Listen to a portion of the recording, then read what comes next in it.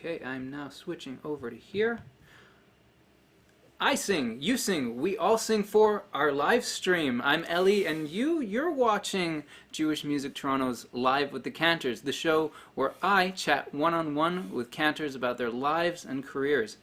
I'm looking forward to telling you about some sponsored partnerships that are coming up, but until I can, remember that if you want to support the channel and the show yourself, you can head over to patreon.com/jewishmusictoronto and become a patron today. And, oh my goodness, did you see the last episode? The ending was so good that I had to put it into a separate clip. You never know what's going to happen on a live show, especially if people ask the right questions in the Q&A. Oh my, alright. Let me just make sure that we are okay in our live stream here. It seems that we are having a bit of an issue. We are suffering a low bit rate. Yeah. Alright. You also don't know what's going to happen in the live show when the stream suddenly cuts out for a second. But yes, here we are again. Alright. So yes, if you want to participate in the live chat, it is live now. We are good to go there. Turn up my volume there. So, let me introduce you to this week's guest. My guest this week grew up in the United Kingdom, but found his home here in Toronto. He spent much of his life in business before taking a sharp turn into the Cantorial world in his early 40s. Since then, he has served at Toronto's Lodger Centre congregation and taken on a position in Calgary before returning to Toronto to lead at Beth Emeth Beis Yehuda, where he served as senior cantor for 6 years. He has performed at various Jewish music festivals and events in the city, and when he's not taking to the stage or leading services, he can be found teaching and boosting the simcha for bar and bat mitzvahs, weddings, and other life cycle events. Joining me today is Cantor David Edwards. Thank you for coming on the show. A pleasure. Shalom Aleichem. So let's, if you're ready, I'm ready. We will jump straight into things. So, as I understand it, you were born in the United Kingdom in 1952. Correct. You were raised in Newcastle upon Tyne in northeast England. Right. So, first of all, I'm wondering, being that the World War II ended nearly 7 years prior, if it's appropriate for me to say that you grew up in post-war United Kingdom. I think there'd been enough of a space in time, a number of years that had passed from the Second World War to my teen years, etc., where it really hadn't affected me. Certainly, we commemorated November the 11th, and we always commemorated the date in May when the war concluded, 1945, and there was a patriotism, of course. But I don't have a strong recollection of your very early years? No, not really. Not in that capacity, for sure. Can you describe your hometown to me at the time? I know I could look it up. Yes. I actually did look it up a little bit, and it looks like it's a lovely town, but I'm wondering what your recollection is growing up in Newcastle. Well, Newcastle upon Tyne was a coal mining town, and around the areas of Northumberland, the county of Northumberland and Durham, there were coal mining fields, and it was industrial, and it was not particularly a wealthy part of the United Kingdom. It was about 60 miles from the Scottish border, so there were influences from Scotland. And as you may know, in England, the cities and the areas are very provincial and very different. They even speak differently with very strong accents. I'm aware of the accents. But the provinciality. I was known as a Geordie. Okay. And in Geordie land, you carry coals to Newcastle and you speak in a very heavy accent like that. So is that like a cross between Scottish and London? Oh, well, London, is that way too far? Way too far. London was the other end of the country. It was 270 miles away, and anybody who lived south of Watford had no idea about Newcastle. Watford. Watford is the beginning of the M1 motorway. I'm so I've never been to England. My wife, if she is watching this right now, is just like she is going to be completely just so annoyed with me. But Don't yeah, be annoyed, it's okay. But the one important thing that did influence me in the context of the conversation that we're going to have is they have a very famous yeshiva on the other side of the river called Gateshead. And Gateshead was part of my world during my pre-bar mitzvah years and also post-bar mitzvah years. And they instilled a very strong Jewish education in terms of learning how to read, learning how to daven a little bit, studying Mishnah, studying Gemara. It was all very orthodox. It was a very orthodox environment in Gateshead. And then when you crossed the river to the other side, there was a modern orthodoxy that prevailed. And that's the environment in which I grew up in, from my Jewish perspective. So when you went to shul, you were going in Newcastle? I was going in Newcastle to what was known as the United Hebrew Congregation. The shul that I went to as a boy was called Lees's Park Road. Unfortunately, it no longer exists, but I have a strong recollection of it. It was one of, I'm going to say, 3 modern Orthodox synagogues in the town or in the city of Newcastle upon Tyne. And we belonged to that shul. And that's where I had my bar mitzvah. And that, as a young boy, I actually sang in a choir there, just for a year or two. But I have a recollection of it, and I also have a picture of it. Please, if you would. That's So, I saw you brought that with you. Yes. Okay, so I'm gonna take that. Tell me about this while I'm showing it to our viewers here.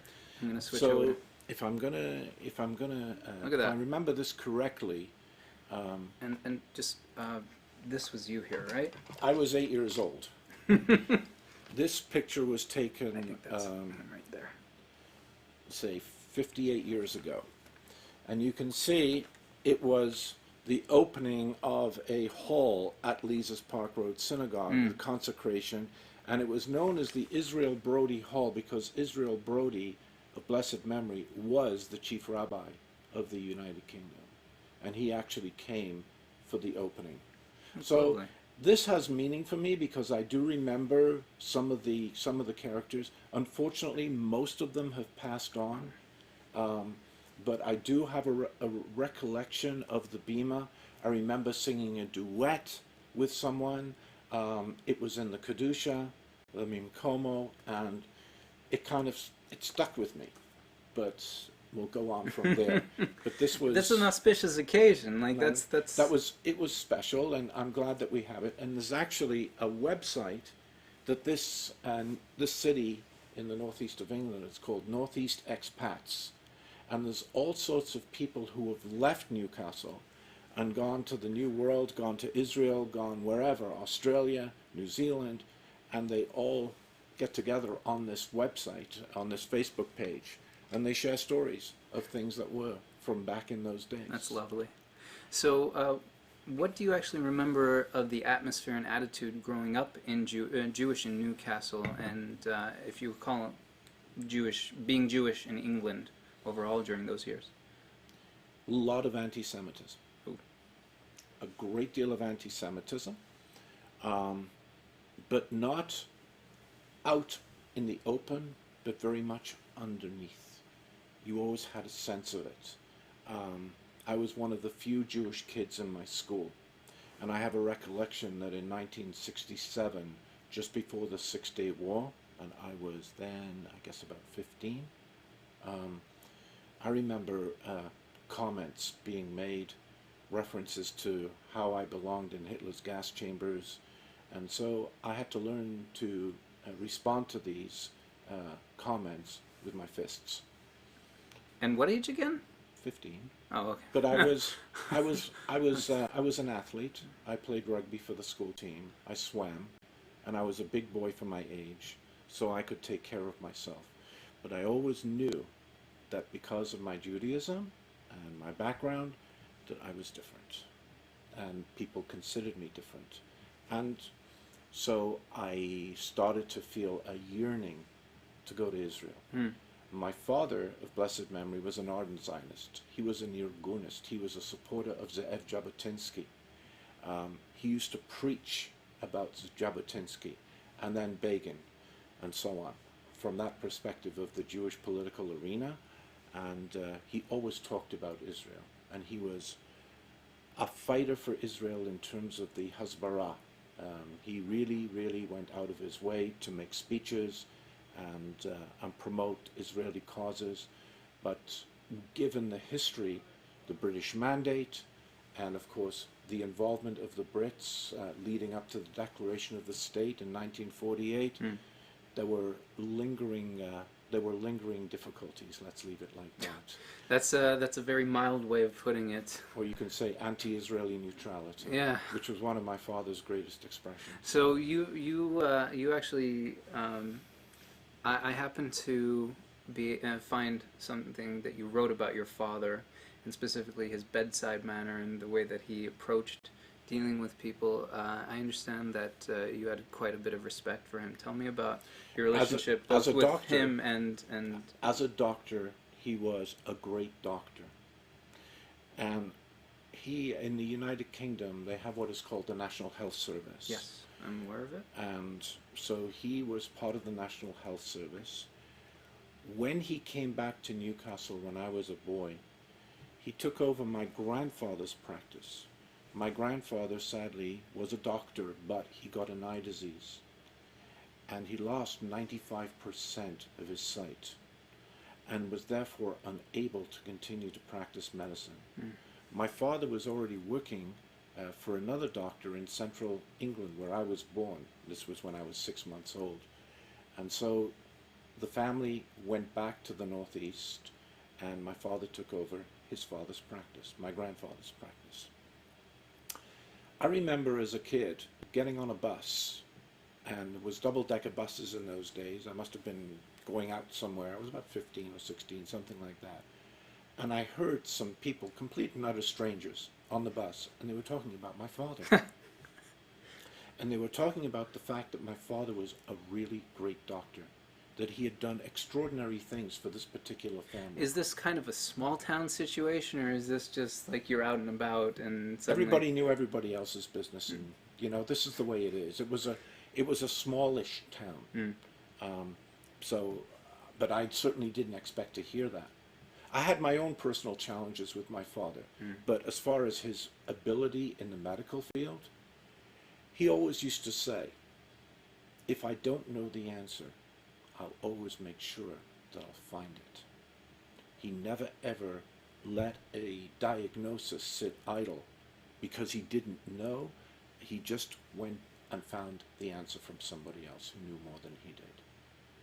And to me, that is the greatest testament you can ever pay someone, because he never quit. It was always a matter of he needed to find that answer, and he went forward, and he worked at it and worked at it until he came up with that response. Tell me about your home life. And you already told me a little bit about shul, a little bit about yeshiva. Let's hear about how your parents raised you. They raised Jewishly. They raised me Jewishly. We kept a kosher home. The holidays were the holidays. Certainly in the early years, we were expected to be at the Friday night table. We went to synagogue on Saturday morning, on Shabbos afternoon. Well, until I was about 14. Until that time, we used to stay at home, or people would come over to play, and we'd go out and play football in the street or something like that. But I grew an affinity and a support of the local soccer team. And wait, so when you say football, do you mean soccer, or do you mean... I mean soccer. You're asking me to talk English, my friend. Hey, you said football, and then suddenly you switched to soccer. Okay. I got it. I'm talking about... okay, let me reference... put it this way. It's Premier League soccer we're talking about here. So I had a team, and one of my brothers and I loved to go to the matches. So eventually my father relented, and if we went to shul on Shabbos morning, he'd let us go to the matches on Shabbos afternoon. Oh my. Okay, but if we had a ticket, there's no money. Oh, yeah, okay. So we're going to be, we're going to the match. So we did, and So that's what happened in my later years before I reached the age of 18. And at the age of 18, I really wanted to go. I wanted to go, and I wanted to go to Israel. That's where my heart was. I had an aunt who's now passed, but I have cousins, one of which is actually here in Toronto this week. But there is a strong Israeli side of the family. So I wanted to go, and I said that this is enough. My parents wanted me to go to university to be a lawyer, and I had the opportunity to do that, but I decided... You took a bit of a different path, for sure. I took a very different path. You could have called me the black sheep of the family. Most definitely the black sheep of the family. I was a nonconformist in many different ways. But those were the days of the hippies in the 1960s. Right. The Beatles was my music. The Stones, the Hollies, all of those stars that you can listen to on golden oldies rock stations. That was where I was at. And I learned to play the guitar. And I messed about with the guitar and a little bit of a pickup band for a while. Huh. But I never took it super seriously, because I never believed I had the ability to do anything with it. Even though I wrote a music song that eventually a band picked up on, but this was a long time ago, and actually nothing whatsoever to do with chazanut. In fact, as I got older, being the rebel that I was, I started to drift away from the traditions. But because my father and my grandfather had really embedded them in me, that even though the information and everything that I had suddenly became dormant, it never disappeared. And it was many years later that I realized it was always there. So we're going to take, we're going to look at your time in Israel in just a minute, but I don't want to skip this question because this just seems so odd to me, and I got to ask about it.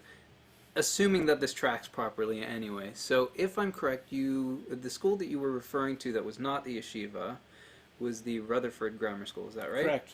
Okay. Is that the same school that used to be the Rutherford College, by any chance? Whoa. It may have changed to Rutherford College after I left. Okay. Is it by any chance now amalgamated into Northumbria University? Is that the same? No, this was a grammar school. Okay, totally different. We're gonna just gloss over that. Not related in any way whatsoever. That's a heck of a good question. And I never knew that. If it's true, I don't know if it is or it isn't. There's this. Okay, so I'll tell you why. We'll come back. Okay, I'll tell you why I wanted to know about it, because there is a book called Rutherford Grammar School, formerly Rutherford College. It's like a 260-page book.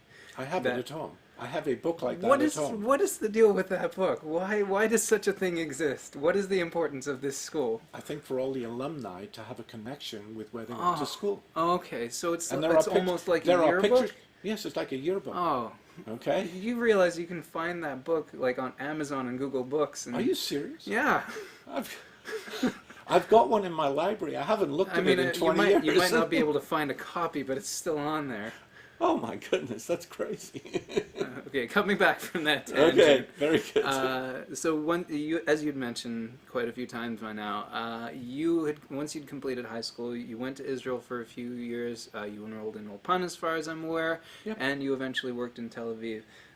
Was that actually the tourism industry that you were working in at the time? First year, I was working on a kibbutz called Nitzanim, between Ashdod and Ashkelon. I went on a program from England called Shnat Shirut, a year of service, and I went with a group of Brits, and we arrived early in 1971. And half the day I'd be out in the fields or in the Pardesim picking oranges or whatever I was asked to do. I graduated to driving a tractor after a little while, and but in the afternoons we studied. We studied Ivrit. And because there were so few people on the kibbutz that spoke English, I was bound and determined that I had to learn to speak Hebrew. And for the first couple of months... Well, that's fair, because otherwise you're not going to get along anywhere. For the first couple of months, it was with my hands. It was just my hands. And trying to learn 10, 15, 20 new words a day, writing them down, putting them in sentences, and so on. But as the winter evolved into the summer months, there were several volunteers from the United States that came to visit for a period of time. And so by then I had a fairly decent grounding, and it was there that I met my first wife. I actually found her in my bed one day. Yes, what about, because I had let me explain that. I'm not sure I should do this for a Chazanut show, but what was, I had a volunteer. The words "found her in my bed one day" don't... There you go, sorry, whoops. Okay, I'll say Chechatanu Lefanecha. Perfect timing. We've only got just over a month to... So she was from Philadelphia, and she was visiting the country completely independently. And my roommate, who was with me for a month and a half, had gone to a concert in Arad, in the northern Negev. Sure. And he came back, and I was in the dining room eating aruchat tzoraim. Okay, lunch. No, yeah, the sort of arba, really, afternoon. Oh, afternoon tea. because if you're on a kibbutz, you're probably up at like 5 in the exactly. morning. So 4 o'clock in the afternoon, I was having my tea. Okay. That's how it was. And he came up and he said, "There's a fragile package in the bedroom and don't touch." So I said, okay, and I went down to the room and I opened the door, and there was this young lady lying in my bed, and she was fast asleep. So that's how it started. So anyways, I won't say any more than that. That's a heck of a... But that was how I met my first wife, yeah. So I was there for a year, and then afterwards, with a little bit of a break, I went back as a Toshav Arai, Aleph Echad, as a permanent resident with privileges. And I started working in a travel agency in downtown Tel Aviv. And from there, I was also going to school, to the Bet HaSefer LeTayarut in northern Tel Aviv, to learn about the travel industry from a travel agent's perspective. And I was studying guiding as well. Yeah. So I did this for a couple of years. You probably know Israel very well as well. Well, but you're now talking, this was back in the early 70s. True, it's changed quite a bit, I know. Dramatically and changed. they consider every single day. There's always something. It's funny, if you look at pictures of various skylines of Yerushalayim, it's almost, there's almost no chance of not seeing a crane. Right. It's quite remarkable what's taken place. And the one lovely thing about it is I developed friendships back in those days, and these are friends of mine to this very day. Some of the best friends that I have in the world are Israelis that met me when I was 20, 21, 22, back in those early years. And then an opportunity arose just before I married Linda, my first wife. An opportunity arose for us to come to Toronto to visit. And one of the agencies that this travel business in Tel Aviv worked with was an organization called Sabra Tours. Sabra Tours were operating, was a wholesale tour. Does that still exist today? I'm not sure if it does. A wholesale tour operator. And I had met them, and I knew an individual because of my work in Tel Aviv. And he met me here, we had coffee, and he said, "There's an incredible opportunity for you at the Israeli government tourist office down on Bloor Street. And you'd be a perfect candidate. Why don't you get in touch with this particular individual who is the Manahel HaMisrad?" And I was in touch with him, and he offered me the position. So there you go. I spoke to my fiance at that time, and we had discussed about going right back to Israel after we had gotten married. She's from the States. Right, but you said Philadelphia. Yeah, Philly. So then we said we were going to delay the return and stay in Toronto for a couple of years.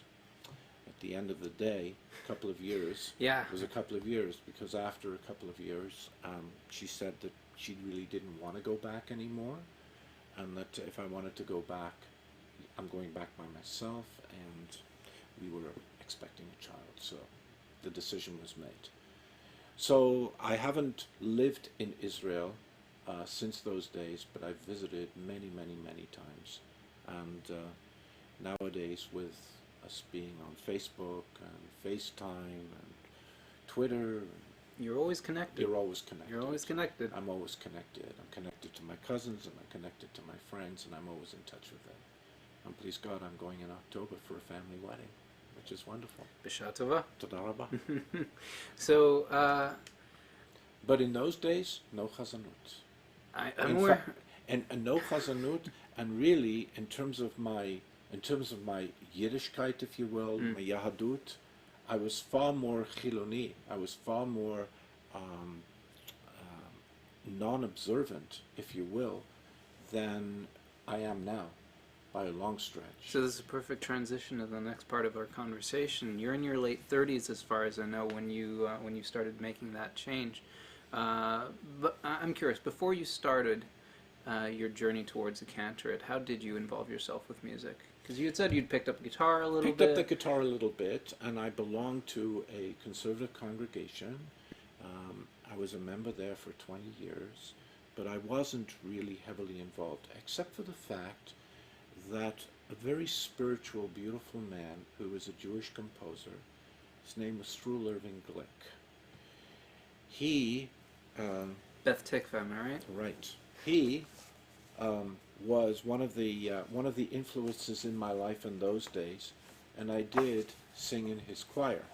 By the way, you've got to realize that that we're really lucky this week, because Cantor Edwards has brought a whole bunch of stuff for you to see. So, all right, let's take a look Struel at has this one. been- So this is some of his music. I used to sing it.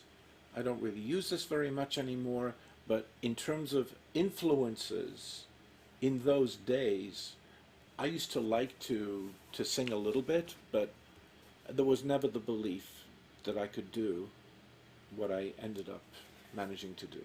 So this looks, if I can read the script properly anyway, directly addressed to you. Am I correct? Correct. To my friend David, with deepest respect, Struel Struel Irving Irving Glick. Glick. Very nice. Fortunately, we lost him far too soon in life, but he left a rich legacy of beautiful Jewish music. Yeah. Some people like it, some people don't. Well, it's a question of, do you like strawberries or do you like oranges? You know, it's that sort of thing. But But you it's- know what? I'll actually do this as well. This is a beautiful, beautiful. I Can I dug call it a that. handbook? Yeah, well, I dug it out of my library just to bring along. I appreciate show. that. I'm sure Absolutely. everyone watching really appreciates it too. Paint me a picture, if you could. You're in your late 30s. You're running your own company by that time. What makes you tell yourself, you know, it's time for a career change, and not only into a music-based career, but one of religious service? Well, there was something missing in my life. I had focused on the secular. I developed a successful business. Unfortunately, my marriage collapsed at that particular time, so I was a single father. I had one of my daughters living with me for a period of time at that stage. And then the one incident that I would say that profoundly changed how I felt about life was the loss of my mother. Mm. My mother was a doctor in her own right, but later on she developed a sickening disease called multiple sclerosis. So her balance was dramatically affected, and she was unfortunately living on her own by then. My father had moved to live in Israel, and she had, I believe, a stroke, and she passed away in a very untimely fashion in January of 1993. So my brothers and I went back to England for the Levaya, and we sat shiva in her house for a week. And out of the ashes of a horrible situation came something beautiful and good. And that was the appearance at the Shiva house of people from all over the city whom I had not seen for 15 or 16 years. Mm. And they came to pay my respects. And they came with their love, they came with their Shiva meals, their unconditional support, all kinds of offers of what we could, you know, given the fact that we didn't live there anymore, how could they be of assistance in terms of the business aspect of, you know, dealing with my mother's property and her things, What were we going to do? And I came back to Toronto, and this was during the Shloshim period, and I said to myself, I'm going to say Kaddish for my mother. This is what I want to do. And I felt very vulnerable because I'd been confronted by mortality for the first time in my life. And I started having dreams. And I'd wake up at 3 or 4 o'clock in the morning, and it was my mother speaking to me and saying, son, you've got a talent, and you're not utilizing it. You're not utilizing it. So it was one of those periods of my life where I knew I was going through irreversible change. One morning, I put on my talit and tefillin. Should I continue? Talit and tefillin, sorry. I speak a little lower because it's okay. You were getting a little bit quiet there, and I wanted to make sure that... I'm here. So I was sitting in the pews of the Beth Tikva synagogue, and the ritual director, whose name was Moshe Biderman, Zichrono Livracha, blessed memory, he came up to me, and he tapped his hand on my shoulder, and he said, David, you've got 2 minutes to practice. I said, practice for what? Practice what? He said, you're leading the service this morning. I said, no, I'm not. He said, yes, you are. I said, no, I'm not. He said, yes, you are. This sounds like something my father says. I can't remember if it's his own phrase or something that he says in somebody else's name, but he often has the saying, my parent, depending on which parent it is, made me an aval. They did not make me a chazan. True enough. So anyways, this man schlepped me up to the bima. He said, you start. I'm going to stand right here and I'm going to help you. And I started. And that was the door that opened. It was that morning, a black, dark January morning. I'm still unshaven because I'm still in Avelut. Really, mamash, and I'm in Shloshim. And he's getting me up to Daven. And it started to happen. And something came from me from somewhere, and don't ask me what it is, because I, to this day, do not know. But I know that after the davening was over, people came up to me and wished me Yesher Koach, and etc. So the next day, that was a Tuesday. The next day was a Wednesday. And the Chazan of the time, Chazan Ephraim Sapir, sadly he passed just a year or so ago, he was listening. And he came up to me after the service and he said, you know what, David, I think you've got something. He said, I want to teach you how to daven shacharit for the first day of Rosh Hashanah. That's a big leap. He said, don't worry, you know, I spoke Hebrew, so that was a help. Sure, okay. He said, don't worry, you'll come to the shul on Wednesday, I'll make you tuna fish sandwiches. Food, you know. Sure. Jews and food. So, anyways, that's how it went. And every Wednesday, he suffered through my terrible errors and my mistakes and everything, but he gave me a tape, and I learned how to do it. And this was indeed the transition. And came the September of 1993. I stood on the bima, and I did the first day of Rosh Hashanah, and it was very well received. So now I have a hook in my mouth. Now this is becoming a part of me. Now I'm feeling a sense of comfort that after the tragedy of my mother and losing her in the way that we lost her, I now have something good happening as a result. Something really good. So I said, teach me more. He said, I'm not teaching you anymore. He said, I don't have time to teach you. But what I am going to do is I'm going to send you for an audition with Benny Meissner. Cantor Meissner. My first guest. Your first guest. And if Meissner agrees, he'll take you on as a student, and you can study with him, and he's an accredited teacher with the Cantors Assembly, and he'll teach you Nsachot, he'll teach you all kinds of beautiful Chazanut pieces, and he'll help develop you into what you want. I've still got a business. Yeah. So I'm not going to Cantorial school at the age of 42, 43 years old, Right. when I have 2 young children and so on and so forth. But you did something. But I needed to study. And the more I studied, the more of a passion I got for it. And what did he do? He gave me the manuscripts. He taught me Kachko. He taught me about his uncle Alter. And he gave me the basis of all of the Shmot HaTa'amim, and how they're relevant, and how to go from different nuances, how to sing a melisma, how to put the right emphasis on the words, and what do the words mean. And it all started to come together.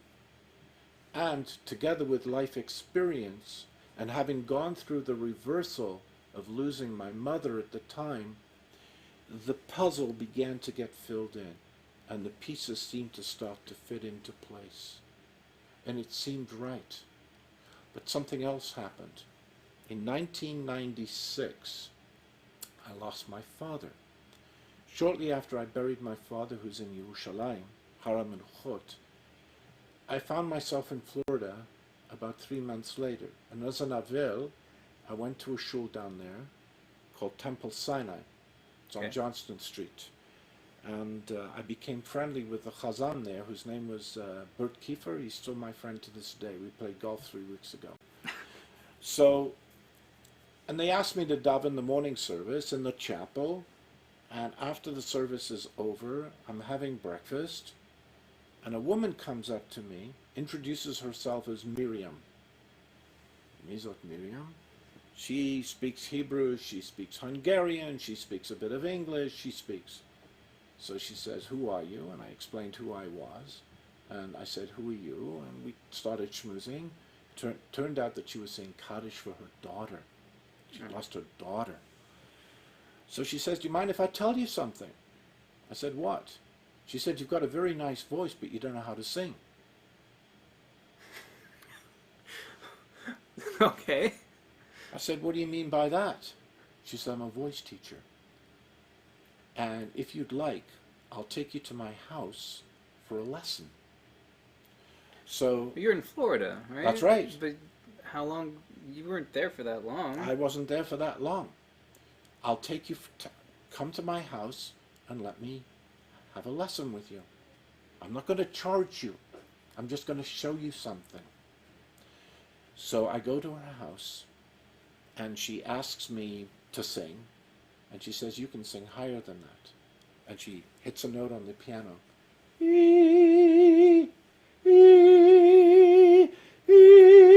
And on she's going.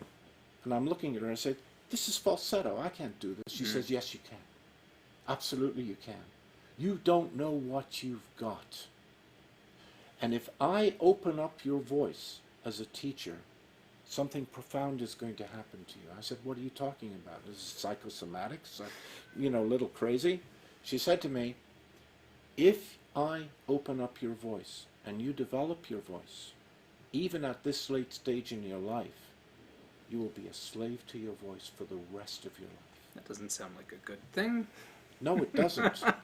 But she says your voice will drive you to various places that you have never been before. And if you are willing to let down your walls and take the risk, and it's a huge risk, but if you're willing to take that risk, I can show you and get you to be something. So I said I would. All right. And so for the next year and a half, 2 years, every 3 months, I'm on a plane to Florida for voice lessons. You go to Florida, you play golf. You go to Florida, you want to go shopping. You go to Florida, you want to go to the beach. You go to Florida, you do whatever you do. But the last thing you want to do is go to Florida for voice lessons, except for me. So there again, that was another step on the journey and made me realize that I'm going to a different level. Okay? So you began your tenure. You know what? Actually, since it's already 6:40, I'm gonna open. Yeah, I know, right? This is. I'm loving this. It's time to open up things to you, the viewers. If you have a burning question or maybe a thought that you want to share with Cantor Edwards, send it in now. Now is the time. While I wait for you to do that, let me tell you about one of this week's sponsors. Hey, you! do you know what you'd look great in? One of these super comfortable Jewish Music Toronto t-shirts. This week's episode of Live with the Cantors is brought to you by the Jewish Music Toronto collection. You've heard about it before, and you're hearing about it again. It's where you can get one of your own plain JMT icon t-shirts, full Jewish Music Toronto brand t-shirts, and one of these JMT styles. And they come in a wide variety of styles, colors, and sizes from which to choose, including this Spreadshirt Premium t-shirt, which is super snug fit, and it's designed to make you look your best. Click the link in the description below to get your own today. Alright, while we wait for some questions to come in, we're going to continue on. I'm going to move back instead of forward. Again, this is such a great conversation. You began your tenure at the Lodger Center in mid-2000, as I understand it. Just before the high holidays. Yeah. But Florida was a part of that. Really? How so? I'll tell you how. Because my friend Bert Kiefer became a chazan at a little shul in I'm going to say Boynton Beach or Delray Beach, either or. Okay. Forgive me if Bert is watching. But he was the chazan there, and he arranged for me to do an audition for the president of the lodger, who was a snowbird. So I actually davened a service at this shul in Florida, and the president of the shul came to listen to me, liked me, and then that began the conversation about me becoming the cantor there. And I ended up being there for 9 years. Yeah, you mentioned the whole snowbird thing. As I understand it, the show began as a mutual benefit society, Yes. made up of families of Holocaust survivors. So when you actually started your service there, what was the makeup of the congregation like? Well, it was survivors who were still around, and of course back then, you're now talking 2000, so you're talking 18 years ago. 18 years, yeah. Many more of the survivors were still around.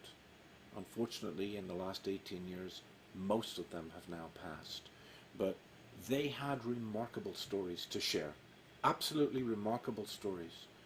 Some of the things, the one minhag that I will always remember from the lodger is that when it came time for the last Kaddish of the service, they always announced that the Kaddish is said in memory of the 6 million Kadoshim who had no one to say the Kaddish for them. So the whole congregation said the Kaddish at the end. It was a Hamish little shul. It was. We developed some very nice programs there. Had a choir, developed a choir that we brought in. We did a beautiful concert back in 2003 and had a few of my colleagues come and participate, and it was the first time that I'd arranged something like that. And there was development with bar and bat mitzvahs as well. I started teaching quite a lot more than I had previously, so that was a major component to give the young kids an opportunity, and I used to teach them. For every one of you that stand on this bima, it was a defeat for Hitler, Yamach Shemo, because you represent the future generations that he wanted to obliterate. And the very fact that you are here and you're saying those so special blessings that have lasted thousands of years. Who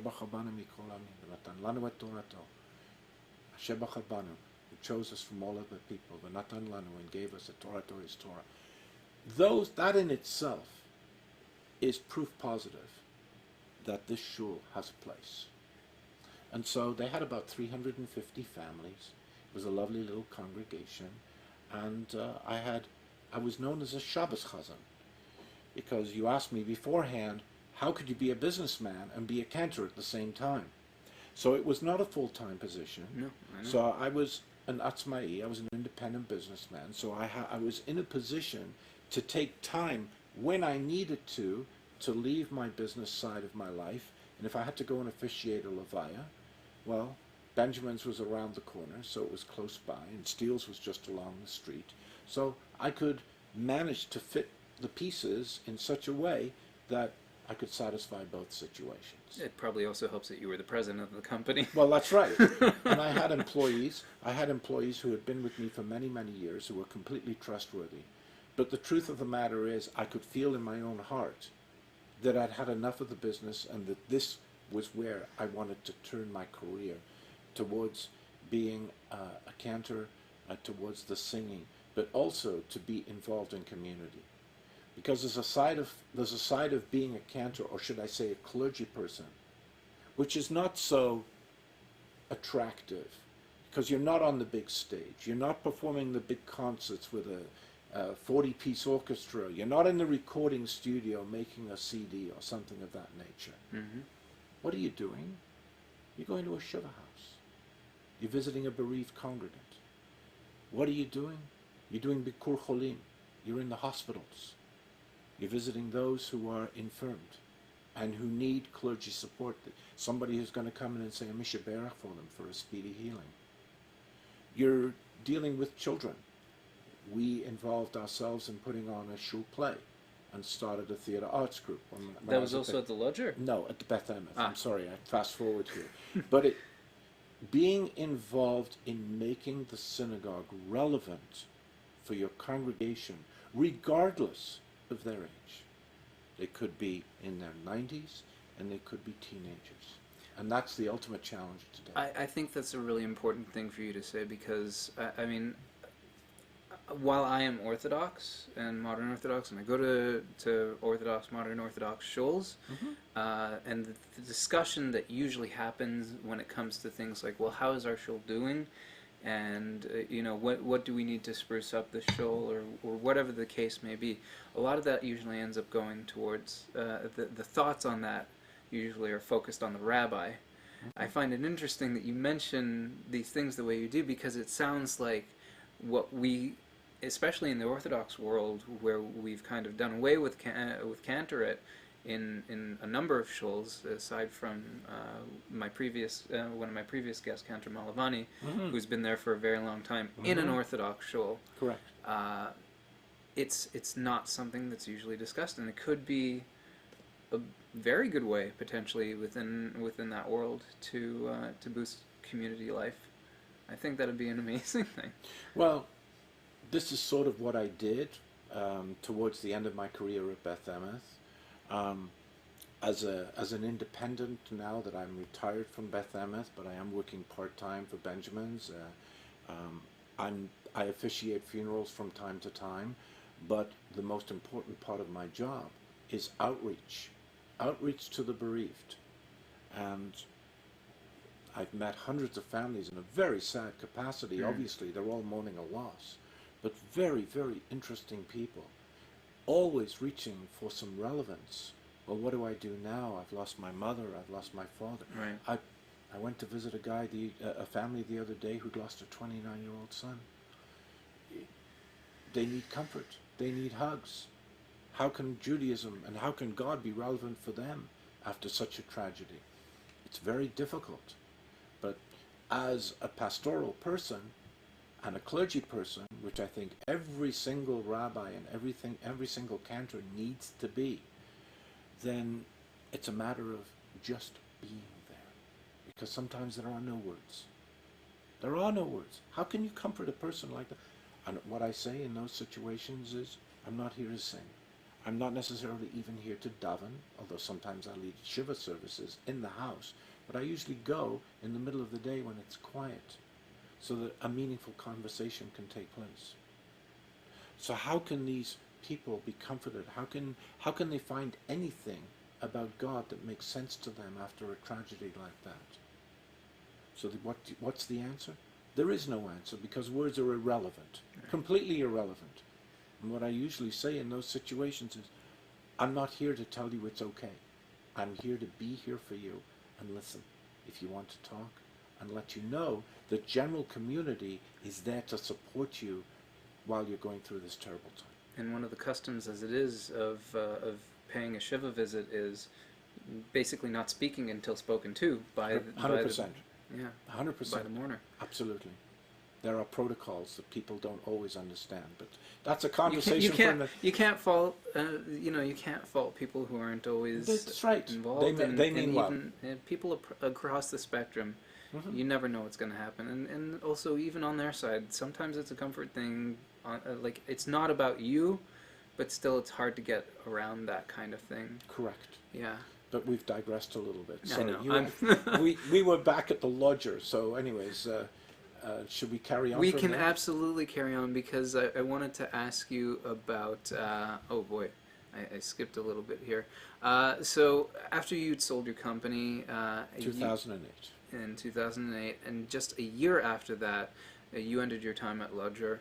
You'd been here in Toronto for 35 years by that point, and you'd packed your bags and headed off to Calgary to take over for Cantor Alex Stein, who is Correct. now at Adith Israel. That must have been quite the leap after so many years being camped out, like here in Toronto. It was a calling very Toronto interesting story, because when I was first approached by Dr. Gary Sankoff to consider the position, I wasn't even in Toronto. I was in Florida. I was going to say, were you in Florida? I was in Florida again. Suddenly, I got a phone call one day, and it's area code 403. I thought, oh, this must be a wrong number. I pick up the phone. I'm looking for Cantor David Edwards. That's me. Well, I want you to know that we heard you singing on YouTube, and we really liked your voice, and we wanted to know why you haven't applied for our vacant position. And I said, what? That's one heck of a recruitment statement What? right there. And suddenly this man became my best friend. Every day I was getting calls from Gary Sankoff. You know, this and that, and then he introduced me to Cantor Alex, and we're friends now that I'm back here, but even though we were friends before. And he kind of gave me the intro as to what the shul was like, but the shul changed quite dramatically after I eventually moved out there. I went for an audition, a proba weekend, and we went out on a Thursday, and we had a very nice weekend, and they asked me to do everything. And I was davening as a kolbo. I did a Devar Torah, I did some Torah reading, I did the Haftarah, I did whatever. I did what was asked of me.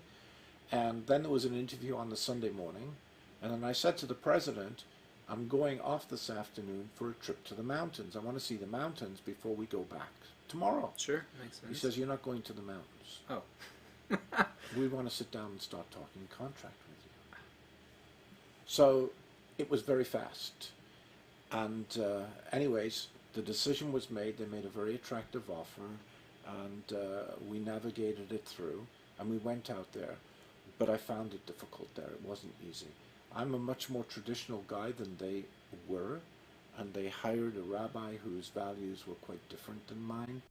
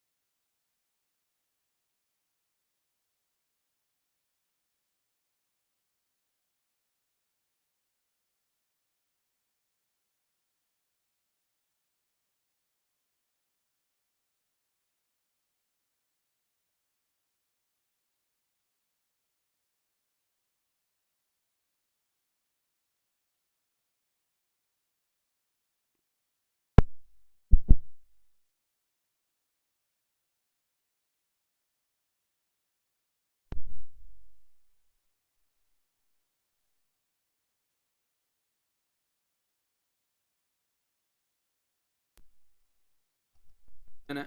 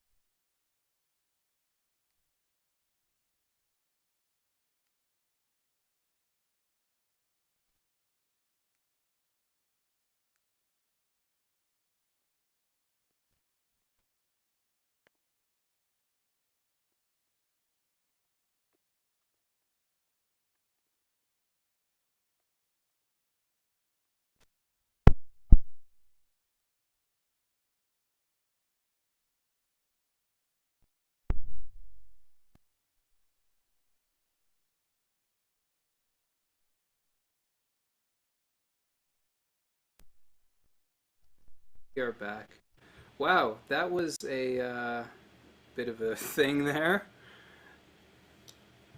We're going to be back in just a second. Let me check my levels here. Yes. Sorry to everyone watching for that little technical hiccup there. Power went out on our recorder somehow. And so, there we go. Had to switch batteries just in the middle of it. Never happened before on the show. So yes, if we may continue the conversation, we have just a couple minutes left, unless you want to continue a little bit longer. I'm curious to know, you did mention the mountains, you did get to eventually go out there. I do want to know what it was like taking over for Alex Stein, because I hear he is quite the personality. Larger than life is how he's been described. He's called the Broadway Cantor. I've known him now for quite some time. We text each other all the time. The man is enjoying a couple of weeks in Italy currently. Oh, very nice. And right before the high holidays. Right it's before perfect the high time. holidays. He went to La Scala. He sang O Sole Mio. He did his thing. So I have nothing but respect for him, his musical ability, his chazanut, his training. He went to Yeshiva U, Yeshiva University in New York during the day, and the Juilliard School of Opera at night. So he combined the two. He's a very focused kind of guy. Very focused kind of guy. Well, it wasn't the first time that I'd stood in the footsteps of a legend. The first time I stood in the footsteps of a legend was in 1997, the first year I davened the High Holidays. And I was davening an auxiliary service at Beth Tikva. It was my first time. And I was taking over for the Emeritus Rabbi Chazan, Avraham Feder, now sadly of blessed memory. So I'm standing... I've heard countless praise for Feder. Yeah. Well, I knew him from a couple of perspectives. The first perspective was he came for High Holidays, and a couple of years when I was in Stroll's choir, I sang with him, which was an incredible experience. But then I knew him because he was the rabbi of Moreshet Yisrael in Yerushalayim, the rabbi where my father was a member for 15 years. And then I got to know him as a friend as he heard about me getting involved in the Cantors. And this is something I really want to share, and maybe we finish on this. Because his favorite expression was, Im en tzibur, as en shaliach. If there is no congregation, there can be no shaliach, there can be no emissary. And I always remember that whenever I'm going to an Amma to do a davening, you're not doing this just for you. You're doing this to empower your kahal to be able to feel, not say, feel the text, feel the presence, feel their own spirituality, allow their secular world to disappear for a few minutes, and let them go into their neshamas and feel whatever it is that they need to feel. So it defines them in terms of their relationship with their heritage and with their history and with who they are as people. And that to me is the essence of a good cantor. Because if you can sing in a way that fashions a response like that from one person in a kahal of 100, then you've done your job. If there's only one person that feels that way after you've done what you've done, kol hakavod. I have so many other questions I wanted to ask you, but we are running out of time for today. Do you mind? I want to get to what you brought today as your one extra thing. So why don't we do that? Let me ask you. All right. Wow, we are skipping so far ahead. It's such a shame. We'll have to chat a little bit some other time. Okay. All right, so before we wrap up the show, I like my guests to share an item of significance with the audience. You did bring quite a few things with you today, which is amazing. Well, But this you've saved for now. So what are this we is looking at? my Kiddush cup. Do you want to? Yes, yes. And there's an inscription on it. Oh wow, is this pewter? It's pure silver. Yeah. That is heavy. Yeah. I don't know if we can see I had that, my actually. bar Yeah, mitzvah on the 8th of May 1965, and there's an inscription on it. Please read it out, Yeah, because I to don't dear think we were David, able... on your bar mitzvah, with much love, and this is my brothers, Jonathan, from Jonathan and Daniel, Parshat Kedoshim, Tafshim Chet He, which is the 6th of year 5725, corresponding to the 8th of May 1965. I make Kiddush with this every Friday night. So when I teach, which I teach, bar mitzvah, because the Dora Chadash, the new generation, they need to understand what it's about. So for me, this was one of the things that sat dormant with me during those years in my 20s and 30s when I wasn't that keen on this. But then suddenly when I became involved, it all this was part of the jigsaw puzzle. We got another thing. Amazing. This, my father gave me when I was 3. This is Mizmor David. Mizmor David Adonai Roy Lachsar The B'Noteshiyah B'Tzim. 23rd Psalm. And you can see, you can't see this, but his writing is actually on the back of this plaque. May I? You can if you wish, but people won't be able to read it because it's Remember, doctor. his father Well, was it a doctor, so... Dr. Scribble. But this is actually on the wall of my bedroom. Oh, thank you for taking it down for us. I'll put it back up. There's one other thing too. And this was a Haggadah that I got, a children's Haggadah. And the inscription is significant for me because once again, this was part of the fabric that was sewn by my parents as a young child. To my dear son David, who is nearly 5, hoping you will always be thrilled by this wonderful Story.